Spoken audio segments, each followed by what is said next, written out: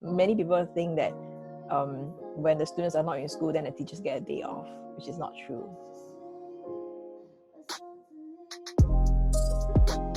My name is Su Juan, and I teach at Pasir Ris Secondary School. I teach music across different levels. For this year, I'm just teaching Sec 1, Sec 2s, and Sec 3s. I'm coming to the end of my 9th year of teaching in that school and as a teacher as well.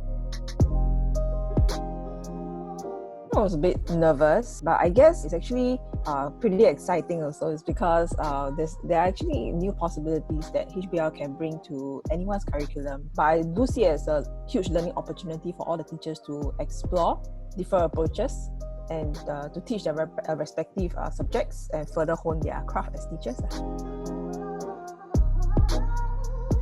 The learning curve for everyone is also very steep. Teachers have to pick up ICT skills we may have never used before. You have to learn all these tools in a very short span of time. Video conferencing tools, online marketing tools, video editing even, knowing how to keep students cyber safe when we use the various platforms as well. So it's not just about how to use them, but how to make sure that we're using them in a safe way. When we were having our semester HBL exercise, it wasn't this tedious, you see, because we had a whole week or even a whole month before to plan in such a way that the students could learn independently online. But now it's a bit different because the students do need to come online for live lessons. Okay, don't laugh at me. So this is my laptop. My students are doing their work. And then the phone with the light here. So I use Zoom. So my computer is the main host. This is the co-host. One of the netiquettes that we teach our students is to always mute themselves whenever they join a video conference class. But that's the interesting thing, because they all follow it, they all become way too polite because they keep too quiet when the teacher asks the questions during a lesson to check for understanding. So I've personally experienced it myself, which is pretty funny. So anybody any questions? And they'll be like silence. Like really silent because everybody is like muting themselves to see. Sometimes it's also challenging to stay in contact with students. We need to really reach out to the students one at a time rather than in a group setting. In class, they tend to be more spontaneous.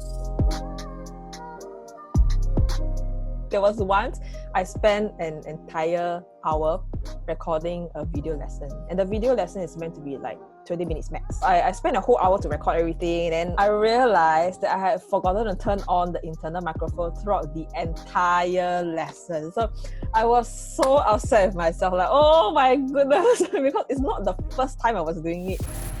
For some reason, the sound didn't get recorded. Means I got to redo. There's no other way around it. The easiest way is actually to just redo it. It's like repeating the entire class. Oh my god. So I felt really silly to not get the technical aspects correct. I had to record the entire video again.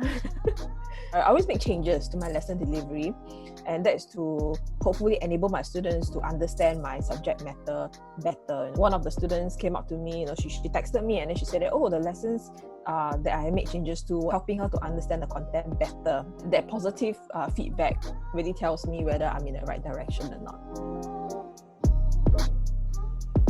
When the news came out, I have friends who actually send me text messages and like, so good for you, your holiday is here early. And I'm like, what? so it's like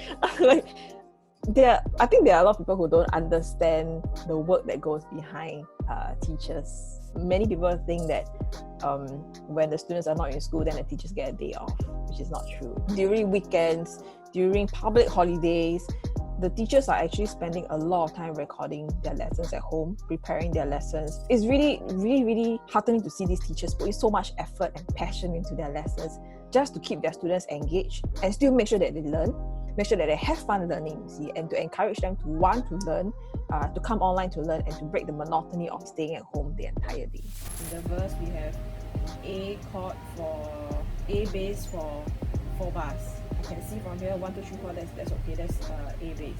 A lot of people don't see this aspect of teachers, regardless of their occupation, regardless of their situation at home.